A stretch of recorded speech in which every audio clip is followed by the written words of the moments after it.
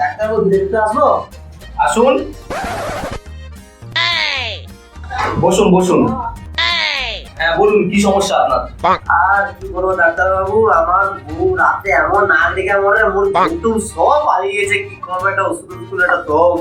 আচ্ছা ঠিক আছে ঠিক আছে, পেনি করার দরকার নেই, দেখছি। আপনার নাম কি? তার নাম ইমান। বয়স কত? আর